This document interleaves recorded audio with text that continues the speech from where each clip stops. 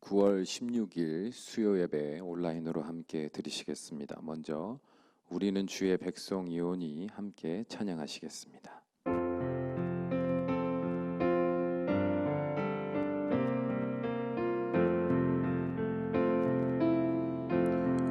우리는 주의 백성이오니 주의 그 큰 일은 선포합니다.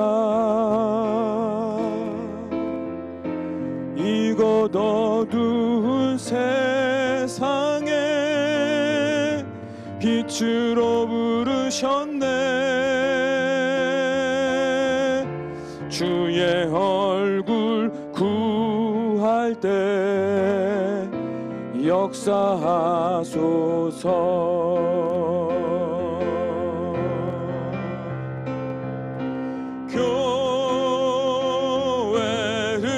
교회를 세우시고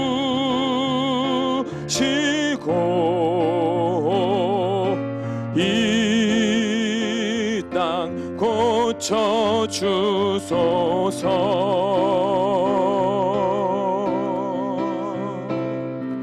주님 나라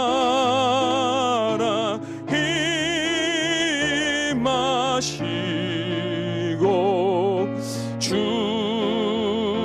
뜻 이루어지다. 교회를 세우시고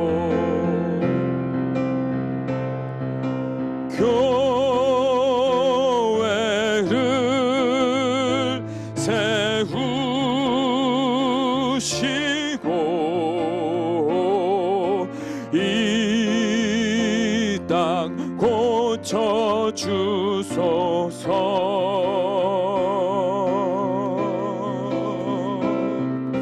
주님 나라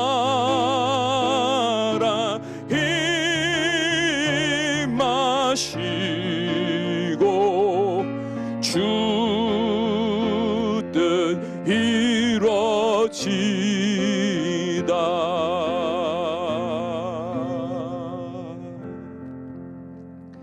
아멘. 우리 함께 기도하시겠습니다. 오늘도 살아 계시며 우리 주 예수 그리스도를 믿음으로 아버지 하나님을 부르짖는 자들에게 그 영광의 빛을 보이사 하나님의 거룩한 백성으로서 이 어두운 세상을 살아갈 수 있는 힘과 능력과 지혜를 부어주시는 아버지 하나님, 오늘도 주님의 귀한 자녀들이 예수 그리스도의 이름으로 주의 거룩한 은혜를 사모하며 함께 모여 각 처소에서 예배를 드리며 주의 말씀에 귀를 기울이옵나니 성령 하나님이여 그 간절한 심령마다 임재하여 주셔서 오늘을 살아갈 주의 귀한 자녀들에게, 또한 내일을 소망하며 살아가야 하는 주님의 귀한 자녀들에게 하나님의 놀라운 지혜의 말씀을 열어주셔서 우리로 하여금 어떤 상황 속에서도 흔들리지 아니하는 올곧은 믿음을 가지고 살아갈 수 있는 복된 자녀들이 될 수 있도록 축복하여 주시옵소서. 사람의 말에는 힘이 없으나, 사람의 지혜에는 능력이 없으나 우리 하나님께서 이 시간 우리를 통치하실 때 사람의 말이 곧 하나님의 말이 되며 하나님의 음성이 되어 우리의 영과 육을 쪼개고 새롭게 하며 거듭나게 하며 성장케 하시는 놀라운 은혜가 경험될 줄로 믿습니다. 아버지여, 이 시간 가운데 임재하시고 주관하여 주시옵소서. 우리 주 예수님의 이름으로 기도하옵나이다. 아멘. 말씀 보시겠습니다. 오늘 함께 보실 말씀은 고린도후서 6장 14절에서 18절까지의 말씀입니다. 고린도후서 6장 14절에서 18절까지의 말씀, 우리 한 목소리로 함께 읽습니다. 너희는 믿지 않는 자와 멍에를 함께 매지 말라. 의와 불법이 어찌 함께하며 빛과 어둠이 어찌 사귀며 그리스도와 벨리알이 어찌 조화되며 믿는 자와 믿지 않는 자가 어찌 상관하며 하나님의 성전과 우상이 어찌 일치되리요. 우리는 살아계신 하나님의 성전이라. 이와 같이 하나님께서 이르시되 내가 그들 가운데 거하며 두루 행하여 나는 그들의 하나님이 되고 그들은 나의 백성이 되리라. 그러므로 너희는 그들 중에서 나와서 따로 있고 부정한 것을 만지지 말라. 내가 너희를 영접하여 너희에게 아버지가 되고 너희는 내게 자녀가 되리라. 전능하신 주의 말씀이니라 하셨느니라. 아멘. 오늘 말씀의 제목은 천국을 향해 함께 걸어가는 공동체입니다. 물고기는 바다에 있을 때, 새는 하늘에 있을 때, 나무는 땅에 그 뿌리를 내릴 때 각각 그 존재는 생존할 수 있으며 그 가치와 능력이 마음껏 발휘될 수 있습니다. 그러나 만일 물고기가 땅 위에 있으며 새가 바다에 있고 나무가 공중에 떠 있다면 그들은 모두 고생만 하다가 허무한 결말을 맞이하게 되겠죠. 마찬가지로 모든 그리스도인은 예수 그리스도로 말미암은 새 생명의 근원이신 하나님의 우주, 하나님의 통치 안에 거할 때 비로소 그 생명의 가치와 능력이 드러나게 됩니다. 여러분은 이 사실을 믿으십니까? 그래서 요한복음의 저자는 이 복음서를 쓴 이유에 대해서 다음과 같이 고백했습니다. 요한복음 20장 31절을 보면 오직 이것을 기록함은 너희로 예수께서 하나님의 아들 그리스도이심을 믿게 하려 함이요 또 너희로 믿고 그 이름을 힘입어 생명을 얻게 하려 함이니라. 아멘. 그런데 막상 세상을 살아가는 그리스도인들의 삶을 보면 이 고백과는 다른 삶을 살아가는 것을 보게 됩니다. 예수 그리스도 안에서 거듭난 자로서 하나님의 소유된 백성이라는 고백과는 다르게 하나님을 모르는 자와 같이 세상에서 그 생명의 가치를 찾으려 하고 그 안에서 자기의 능력을 발휘하고자 애쓰는 삶을 살아가고 있다 이 말입니다. 그들이 생각하는 것은 언제나 이 세상의 것들 뿐입니다. 그들이 꿈꾸는 미래는 이 세상의 아름답고 풍성한 것들을 소유하는 것에 국한되어 있습니다. 그들이 자랑하는 것도 세상의 것들 뿐이며 그들의 기쁨이 되는 것 또한 세상의 것들로부터 얻게 되는 것들 뿐입니다. 그들이 슬퍼하는 이유는 세상에서 원하는 것들을 얻지 못했거나 잃어버렸기 때문이며 그들이 외로워하며 낙심하는 이유는 세상에서 얻는 기쁨과 즐거움을 누리지 못하기 때문입니다.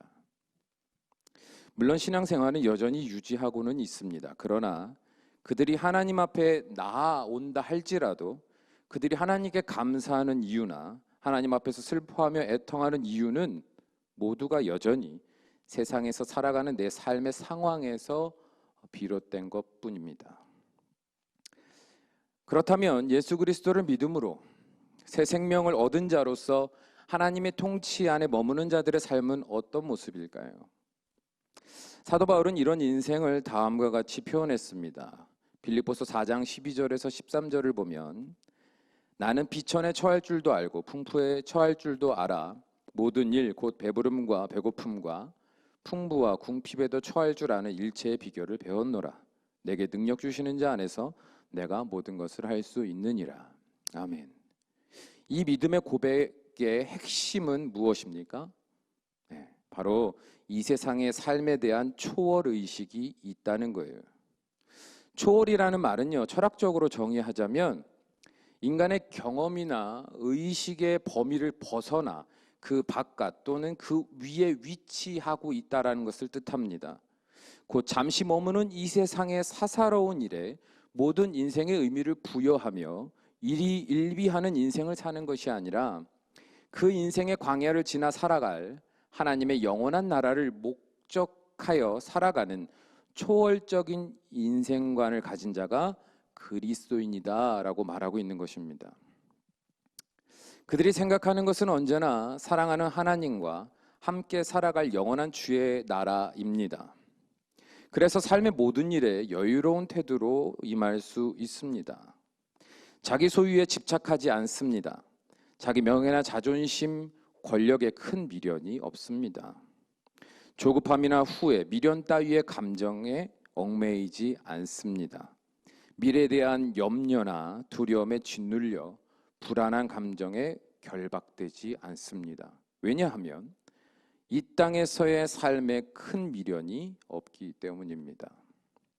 그렇다고 게을리 산다는 말은 아닙니다. 왜냐하면 오늘의 모든 삶은 나의 왕이신 하나님의 섭리 안에서 허락된 삶인 것을 믿기 때문입니다. 그래서 사소한 일에도 남들은 다 뭐 그런 일에 그렇게 열심히 하냐라고 조롱하고 비아냥거릴 때에도 그 작은 일에도 최선을 다하는 삶을 살게 됩니다.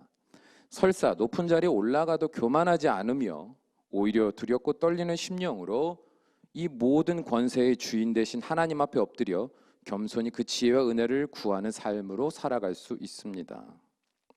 그래서 그들의 삶을 가만히 지켜보면 참 안정적이다라는 느낌을 받게 됩니다. 그리고 비단 안정적이다라는 현재 유지의 상태로 국한되어 있지 않고 시간이 지날수록 그들에게서 무언가 말로 표현할 수 없는 더 풍성하며 유연하며 아름다운 조화의 것들이 그들의 삶에서 이렇게 드러나는 것을 목격할 수 있게 되죠. 자, 그렇다면 여러분은 어떤 삶을 살고 있습니까? 전자의 삶입니까? 후자의 삶입니까? 하나님의 통치, 하나님의 은혜 안에서 저 하늘을 바라보며 사는 삶을 살고 있습니까? 아니면 전혀 그렇지 못한 삶을 살고 있습니까? 만일 현재 저는 이 세상에 국한된 인생으로 살고 있습니다라고 고백하는 사람들이 있다면 그들은 참 그리스도인다운 삶을 소망하게 될 것입니다. 또 다른 한편에서는 저는 그런 은혜 안에 살고 있습니다라고 고백하는 사람 또한 마찬가지로 오늘의 고백뿐만 아니라 내일의 삶에서도 참 그리스도인다운 하나님 앞에 합당한 자로서의 삶을 살아가는 그 삶을 계속하여 소망하며 살아가게 될 겁니다. 그렇기 때문에 하나님 안에 있든 없든 우리 모두는 내일의 내 삶을 소망할 때 참 그리스도인으로서 살아가기를 원하는 마음을 포기하지 않을 겁니다. 그렇다면 우리가 참 그리스도인의 올바른 삶을 살아가려면 어떻게 해야 할까요? 이를 알기 위해서는 우리 인간에 대한 이해가 필요합니다. 인간은요, 본래 하나님을 담는 그릇으로 창조되었습니다.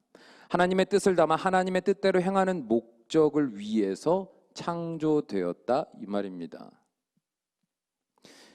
그러나 만일 인간이 하나님의 뜻을 담지 않고 다른 뜻을 담게 되면 인간은 그 뜻의 영향을 받아 행하게 되는 존재라는 사실을 우리는 알아야 됩니다. 그 예로 아담과 하와를 볼 수 있습니다. 그들은 하나님의 뜻을 담아 살아가던 어느 날 뱀의 형상을 한 사탄과 조우하게 됩니다. 그리고 대화를 나누던 중에 그 교묘한 사탄의 거짓을 자신의 생각에 담게 됩니다. 그리고 그 거짓은 그들의 삶에 큰 영향을 주게 되었고 결국 하나님의 뜻에 반하는 선택을 함으로 죄의 노예가 되어버렸습니다. 그 이후에 모든 인류는 거룩하신 하나님의 뜻을 담을 수 없는 불의한 존재가 되었고 오히려 인류를 멸망케 하는 거짓의 아비 사탄의 뜻을 담기에 최적화된 존재가 되어버렸습니다. 그래서 인간들은 거룩한 하나님의 뜻을 본능적으로 거부하며 자신에게 익숙한 죄의 욕망을 따르는 삶을 가치 있는 것을 여기는 자들로 전락해 버렸습니다. 이러한 우리의 삶을 불쌍히 여기신 하나님은 우리를 다시 하나님의 거룩한 뜻을 담을 수 있는 존재가 될 수 있도록 예수 그리스도를 이 땅에 보내주셨습니다. 그리고 예수님이 갈보리 십자가 위에 달리심으로 인하여 태어날 때부터 죄의 소유된 우리를 구원하여 주셨습니다. 예수 그리스도의 이름을 믿고 그 이름을 부르는 자들마다 새로운 생명을 부여하셨고 이제는 하나님의 거룩한 뜻을 담아 살아갈 수 있는 존재들로 거듭나게 하셨습니다. 그 예로 우리가 성경에서 보았으며 또한 우리가 오늘날 실제의 삶에서 경험하고 있는 성령 하나님의 내주하심을 그 증거로 말할 수 있을 것입니다. 거룩하신 영, 성령 하나님은 예수님을 믿는 자들 가운데 임하셔서 거룩하신 하나님의 말씀을 이해할 수 있게 하시고 또한 믿을 수 있게 하시고 더 나아가 삶으로 순종할 수 있는 거룩한 존재가 되게 하셨습니다. 또한 삶의 매 순간마다 우리는 바른 안목을 가지고 분별할 수 있는 지혜를 주셨으며 거룩한 선택을 할 수 있는 용기를 부어주셨습니다. 더 나아가 하나님이 우리에게 주신 은혜가 한 가지 더 있는데 그것이 뭐냐면 이 복된 삶을 회복한 주의 백성들을 홀로 두지 않으시고 한 공동체로 함께 살아갈 수 있도록 교회를 세워주셨다는 것입니다. 이 은혜가 바로 오늘 우리가 참 그리스도인으로 살아갈 수 있는 방법의 키워드입니다. 그 이유가 무엇입니까? 아담과 하와가 하나님의 뜻을 거스르게 된 결정적인 이유는 무엇이었습니까? 바로 사탄과 어울렸기 때문입니다. 하나님의 부르심 앞에서 고향을 떠난 아브라함이 그 부르심에 합당하게 행하지 않았던 이유, 하나님의 그 약속을 믿음으로 인내함으로 행하지 못했던 이유 중에 하나는 뭐였습니까? 그의 아내 사라의 말을 따라서 그녀의 몸종 하갈과 동침하여 아들을 낳았기 때문입니다. 야곱이 형 에서의 장자권을 빼앗게 된 이유는 그의 어머니가 야곱으로 하여금 그 장자권을 빼앗을 수 있는 방법을 구체적으로 종용하고 그로 하여금 결단하게 하였기 때문입니다. 요셉이 형제들에 의해서 애굽으로 팔려간 이유는 그의 형제 유다의 말에 다른 모든 형제들이 동의했기 때문 아니겠습니까? 물론 그들이 범한 모든 죄가 본인이 아닌 다른 이 때문에 짓게 되었다며 남 탓하고자 하는 말이 아닙니다. 본인의 생각과 의지, 결단도 죄악을 범하는 데 있어서 큰 부분으로 작용한 것은 분명합니다.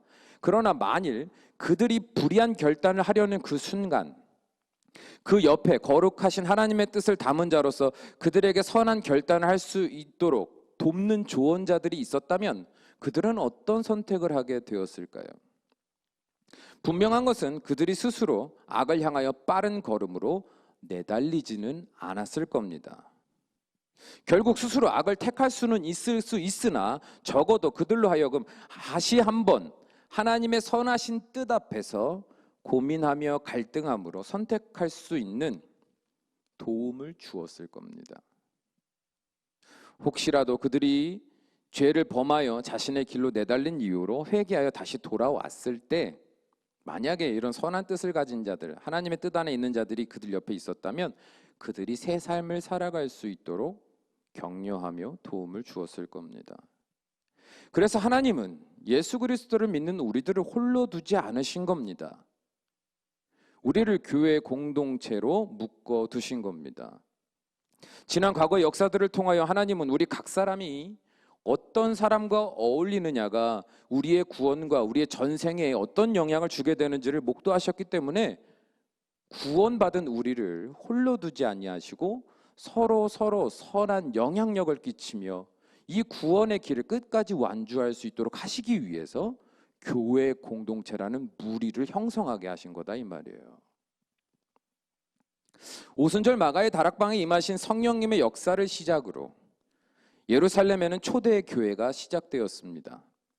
말이 쉬워서 교회가 세워졌다이지 그 당시 예수님을 믿는다는 것은 그로 인하여 유대 공동체로부터 소외되고 핍박을 당하게 되는 모든 위험을 감수하겠다라는 개인적인 생사의 결단을 한 자들이 모인 공동체였습니다.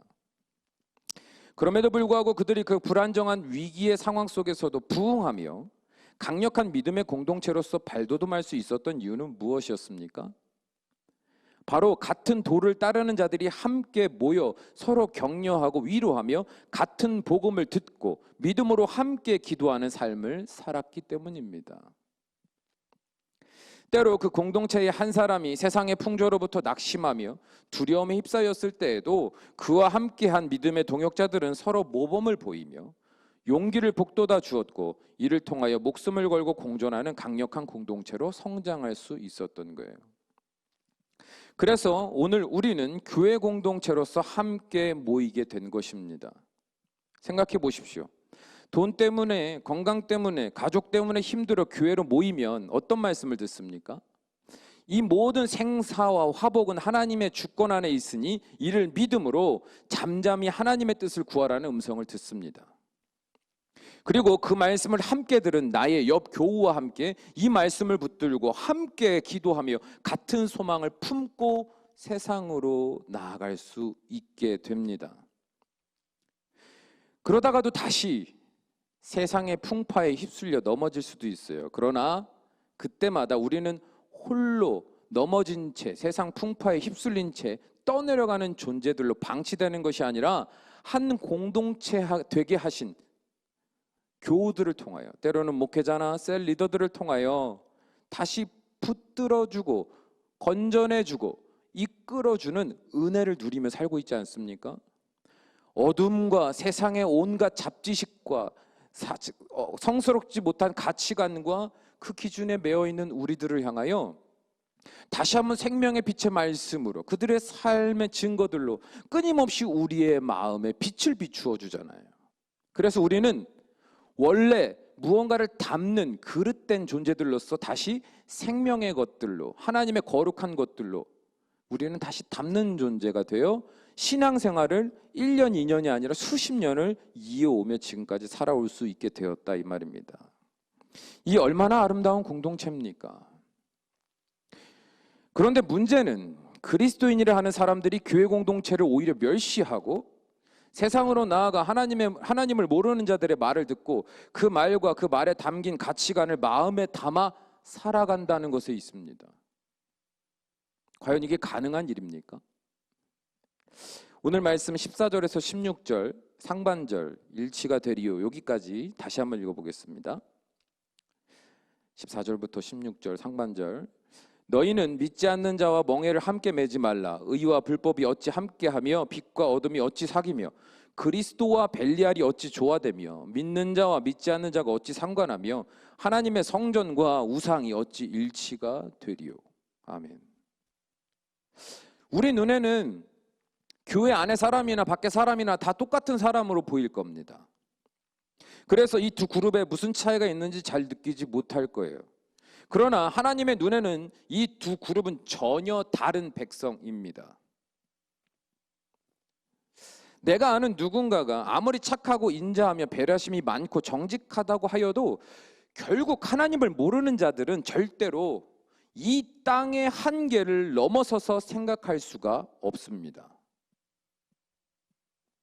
그러므로 그들이 바라는 모든 소망은 이 땅에 썩어질 것들에 국한되어 있을 수밖에 없고, 이러한 소망은 결국 세상의 가치관, 곧 자기중심적인 죄의 탐욕에 속한 인생이 될 수밖에 없습니다. 쉴 새 없이 실시간으로 변해가는 세상의 기준에 따라 그들은 쉴 새 없이 흔들릴 수밖에 없다 이 말이에요.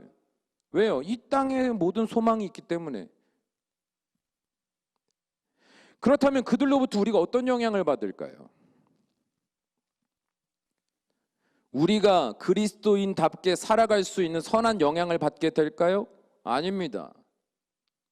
그렇게 서로가 공통적으로 이렇게 공통되는 영적인 공통점이 1도 없단 말이에요. 아예 존재가 달라요. 생각하는 가치관이 달라요. 목적하는 바가 다르다 이 말입니다. 근데 겹쳐지는 바가 어떻게 생길 수 있겠습니까? 이러한 자들과 함께 어울리다 보면, 이러한 자들과 함께 인생을 공유하고 그들로부터 지혜를 얻고 그들로부터 위로를 얻고 그들로부터 인생의 미래를 설계할 때 있어서 중요한 아이디어를 얻으려 한다면 솔직히 말해서 크게 착각하는 겁니다. 결국 아무리 착하고 아무리 성품이 훌륭한 비그리스도인이라 할지라도 결국은 그들의 모습은 하나님 앞에서 어떤 모습이겠습니까? 하나님을 인정하지 않고 하나님의 뜻을 구하지도 않는, 이 땅에서의 자기중심적인 삶만을 생각하며 소망하는, 결국엔 하나님 앞에는 불의한 자들일 뿐입니다. 그들의 마음은요, 시간이 지날수록, 삶이 어려워질수록 스스로 노력하는 거룩한 본성을 유지할 수가 없기 때문에 시시각각 변하는 상황에 따라서 그들의 마음은, 생각은 언제든지 완악한 모습으로 변할 수 있습니다. 그래서 우리는 이런 삶을 포괄하는 이런 인생들의 경험을 포괄하는 한마디의 정의를 자주 내뱉지 않습니까? 입술로. 뭐예요? 세상에 믿을 만한 사람 있다 없다? 없다. 하나도 없다. 여러분, 인생을 살아가시면서 가족을 포함하여 여러분에게 있어서 이 그리스도인답게 살아가는 삶에 있어서 가장 많은 영향력을 끼친 사람은 누굽니까? 네, 누구예요? 여러분이 이전의 삶에서 벗어나 새로운 삶으로 살아갈 수 있도록 가장 큰 영향력을 준 사람은 교회 안에 있습니까? 교회 밖에 있습니까?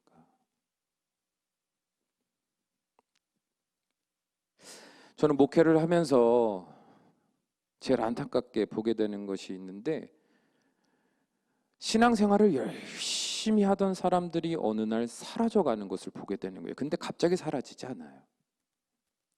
그 과정을 목격하게 되는 게 이제 목회자의 역할이고 목회자의 삶이거든요. 한 예로 취업을 위해서 열심히 기도하고 준비하던 어떤 사람이 막상 취업을 하게 됩니다. 첫 직장을 얻게 되면 그 직장에 적응도 해야 하고 일을 배워야 하고 그 안에 새로운 인간관계 형성도 해야 하니까 얼마나 바쁜지 모릅니다. 그렇기 때문에 이전에 열심히 하나님 앞에 나아가 예배하고 그 말씀 안에서 열심히 살아가고 기도하던 그 삶이 점점 그 횟수가 줄어들게 됩니다. 그럼에도 불구하고 여전히 겨우겨우 나와 드리는 예배 가운데 은혜도 간간히 받고 또 그 은혜를 사모하는 사람들로 살아갈 수 있을 겁니다. 그런데 시간이 지날수록 점점 더 빛 가운데 나를 내어놓는 시간이 줄어들게 되자 그들은 더 이상 점점 예배를 사모하거나 그 은혜를 구하는 자들의 모습으로 살아갈 수 있는 그 에너지, 그 동기를 잃어버리게 되어 가더라고요. 그리고 점점 마음이 딱딱해져 가는 것을 보게 됩니다. 혹여라도 그를 사랑하는 누군가가 그 옆에서 그의 신앙의 모습을 걱정하며 거룩한 주의 말씀을 따라 기도하며 중보하며 그에게 조언을 한다 할지라도 처음에는 듣는 사람으로 있다가 이제는 시간이 지날수록 그 소리를 듣는 것 자체를 부담스러워하고 어쩔 때는 온갖 분통을 터뜨리며 남의 속도 모른 채 그렇게 쉽게 말하지 말라는 모습을 보이기도 합니다. 그리고 그 사람이나 그 공동체를 향하여 마음의 문을 굳게 걸어 닫아버려요. 그리고 이제는 교회를 다녔던 습관만 남은 그리스도인으로 전락해 갑니다. 빛을 피하는 자와 같이 거룩한 빛으로 나오는 것을 싫어하고 부담스러워하고 오히려 세상의 어둠에 속하여 살아가는 자기 인생이 진짜 인생이라는 착각 속에서 살아가는 자들로 변하더라고요. 하나님의 은혜가 더하여져서 그들에게 결정적인 변화의 때가 다가오면 다가올수록 이러한 유혹과 이러한 시험은 점점 더 커져가는 것을 또 보게 됩니다. 가만두질 않아요, 사탄이요. 꼭 결정적인 순간 하나님 앞에서 믿음의 결단을 하며 결정적으로 성장해가는 그 순간 세상의 유혹과 시험은 더 거세지는 것을 보게 됩니다. 얼마나 안타까운지. 저는 그들을 정죄하고자 하는 마음이 조금도 없습니다. 다만 너무 안타까울 뿐입니다. 스스로는 이렇게 생각할 수 있을지 모르겠습니다. 언제든지 상황만 안정화되면 혹은 자기가 스스로 마음만 먹으면 다시 교회로 하나님께로 돌아갈 수 있을 거라고 생각할지 모르겠습니다. 그러나 이는 착각입니다. 만일 이런 일이 가능했다면 예수님을 떠났던 제자들에게 부활하신 예수님이 찾아가실 필요가 없었을 겁니다. 더 나아가 굳이 그들에게 성령 하나님이 임하실 필요도 없었을 겁니다. 그리고 교회 공동체도 세워질 이유가 없었겠죠. 심지어 예수님이 십자가에 달려 돌아가실 이유도 없었을 겁니다. 스스로 하나님을 믿고 스스로 예수님을 믿고 스스로 세상의 모든 소리로부터 거룩한 주의 소리를 분별하며 스스로 구원의 길을 끝까지 걸어갈 수 있는 사람으로 살 수 있었다면 우리에게 주신 모든 은혜의 수단들, 이 교회 공동체는요, 우리에게 있을 이유가 없어요. 스스로 우리가 할 수 있는 힘과 능력이 있다면 말이죠.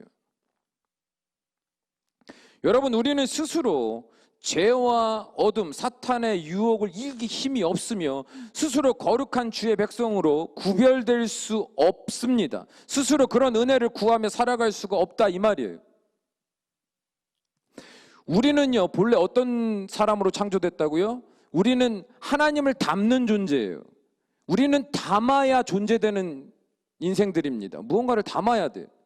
근데 하나님을 닮는 존재들이 예수 그리스도를 말미암아 하나님의 은혜를, 하나님의 영을 담는 존재가 되었는데 그 자리에 세상의 것을 담아버리면 우리는 그 담긴 대로 살아가요. 우리는 스스로 절제가 안 됩니다. 통제가 안 됩니다. 스스로 내 안에 담긴 왜곡된 것을 벗어날 수가 없습니다. 도망할 수가 없습니다. 여전히 죄가 더 익숙한 존재니까요. 그래서 하나님은 교회를 주셨다 이 말이에요. 나는 그걸 몰라요. 내가 지금 무엇을 담고 어떻게 살아가는지를 모른다 이 말이에요. 만약에 내가 홀로 그렇게 살았다면, 내가 그렇게 살고 있다면 여러분, 누가 거룩한 하나님의 그 구원을 다시 회복시키며 누가 나를 끝까지 책임지며 기도하고 누가 나를 위해서 눈물로 중보해 주겠습니까? 코로나 사태 이후, 코로나로 인해서 온라인 예배로 전환되면서 교회 예배들이 가나안 성도들이 폭발적으로 늘어났다고 합니다. 가나안 성도들. 아마도 지금 이 순간에는 온라인으로 이 교회 저 교회의 설교 영상들을 보면서 은혜 받으려고 애쓰시는 분들이 있을 줄로 압니다. 그런데 한 가지 물어보고 싶어요. 여러분이 신앙적으로 고민하며 영과 육에 있어서 큰 어려움으로 낙심하고 있을 때 그것을 누가 알아봐 주는 사람이 있습니까? 그 모든 연약함, 그 모든 두려움들을 마음껏 나누며 눈물로 함께 기도하며 작은 변화를 기뻐하며 같이 승리를 위해 힘쓰고 애써줄 수 있는 든든한 영적인 동역자들이 여러분 주변에 있습니까? 그런 도움 없이 홀로 신앙생활 할 수 있던가요? 여러분 착각하지 말아야 됩니다. 말씀을 듣는 게 우리의 신앙생활이 아니에요. 듣는 것으로 우리가 신앙생활을 다 한 게 아니다 이 말이에요. 처음에도 계속 설명하여 말씀드렸지만 우리가 정말 하나님을 모신 자로, 하나님의 뜻을 받은 자로, 그 뜻을 가지고 이 땅을 살아가는 자라면 우리의 삶에 있어서 분명한 변화의 모습들이 드러나게 된다니까요. 이 땅을 초월합니다. 이 초월의식은 우리가 스스로 가질 수 있는 게 아니에요. 배워서 가질 수 있는 게 아니에요. 우리의 영이 거듭나고 변화돼서 우리가 스스로 생각하는 의지에서 비롯되는 감정들이 아니에요. 우리 안에 변화된 영이 우리의 육신의 생각을 다스리고 인내케 하고 절제케 함으로 우리의 육신의 죄의 생각을 넘어서서 그 한계를 넘어서서 우리로 소망케 하는 거룩한 변화입니다. 이건 우리 스스로 할 수가 없어요. 주의 교회를 세우시고 주의 종들을, 목회자들을 세우신 이유는 그들로 돈을 벌고 세상의 모든 기준들과 가치관을 따라 휘둘리는 자들이 되지 않고 따로 구별하셔서 말씀과 기도로 온전히 거룩함을 유지하며 하나님의 주의 백성들, 세상으로 나아가 살아가는 주의 백성들에게 그 거룩한 영적 의식을 바르게 세워가는 주의 도구대라고 구별하여 세우신 것입니다. 영광 받으라고 세우는 것도 아니고 여러분에게 뭔가 존경받으라고 세우는 것이 아니고 특별히 그 공동체에서 그 역할이 바로 그런 역할인 거죠. 그렇게 여러분에게 교회 공동체는 참 그리스도인으로 살아갈 수 있도록 돕는 가장 은혜의 귀한 수단인 것입니다. 사랑하는 여러분, 오늘 여러분은 누구와 연락하며 누구와 만나며 어떤 이야기들을 나누고 살아가셨습니까? 그 결과 여러분의 생각과 마음에 남게 된 것은 무엇입니까? 하나님 앞에 합당한 것들입니까? 아니면 오히려 하나님 앞에 불의한 것들입니까? 바라기는 우리 모두는 예수 그리스도를 믿음으로 인하여 이미 이 땅을 넘어 천국 백성이 되었다는 사실을 잊지 마시기 바랍니다. 여러분은 하나님의 아들이요 딸입니다. 이 땅에서 결국 죽음을 볼 자들이나 영원히 죽지 않는 천국에서 새 삶을 살아갈 특권을 얻은 자들인 것을 잊지 마십시오. 그러므로 언제 어디서든지 이 믿음을 굳게 붙들고 살아가십시오. 주의 말씀을 주야로 묵상하며 이 생명의 약속, 그 거룩한 빛을 가로막는 어둠의 생각들을 물리치십시오. 또한 같은 구원의 길을 걷는 동역자들과 연합하여 서로 위로하고 격려하며 믿음으로 동행하는 삶을 귀하게 여기시기 바랍니다. 결국 여러분의 마음을 가장 잘 이해하며 같은 소망을 품고 끝까지 함께 갈 사람들은 바로 여기 교회에 있습니다. 늘 기도하겠습니다. 주 안에서 함께 참된 평화와 힘을 얻어 남은 인생 동행할 수 있기를 간절히 소망합니다. 기도하시겠습니다. 사랑과 은혜가 충만하신 우리 아버지 하나님, 우리는 연약합니다. 그래서 분별도 못하고 절제도 못하고 날마다 깨어 살아가지도 못하기 때문에 우리도 모르는 사이 세상에 온갖 더러운 생각들과 가치관들, 썩어질 것들이 우리의 생각과 마음에 가득 담겨 버립니다. 그래서 우리의 마음이 바뀝니다. 생각이 물듭니다. 내 입의 말이 바뀌고 내 삶의 소망이 바뀌고 우리의 감정이 온통 세상의 것들로 인한 불안과 두려움의 감정으로 휩싸일 때가 많습니다. 주여, 그럴 때마다 그 마음을 위로받고 삶의 지혜를 얻고 더 풍성한 복을 누리기 위해 세상에 옳다 여겨지는 사람들, 많은 사람들이 모여 여기가 옳은 진리가 있다라고 말하는 그 자리로 내달리는 자들이 되지 않게 하여 주시옵소서. 세상 풍조 안에 휘말리지 않게 하시고 거짓된 복음 안에서 휘둘리지 않게 하시고 하나님께서 우리로 하나 되게 하신 이 교회 공동체 안에 머물며 서로 믿음으로 이 어려운 시기를 잘 극복해 갈 수 있도록 은혜 위에 은혜를 더하여 주시옵소서. 오직 주의 구원은 이곳에 있사오니 함께 힘을 다하여 이제는 세상으로 나아가 지옥으로 멸망으로 내달리는 자들을 건져내기에 부족함이 없는 믿음의 신실한 일꾼들로 성장해 갈 수 있도록 축복하여 주셔서 마지막 때에 오히려 구원하는 자요 살리는 자로 하나님 앞에 영광 올려드리며 하나님께 잘했다 칭찬받는 우리 교회 공동체가 될 수 있도록 축복하여 주시옵소서. 우리 주 예수님의 이름으로 기도합니다. 아멘.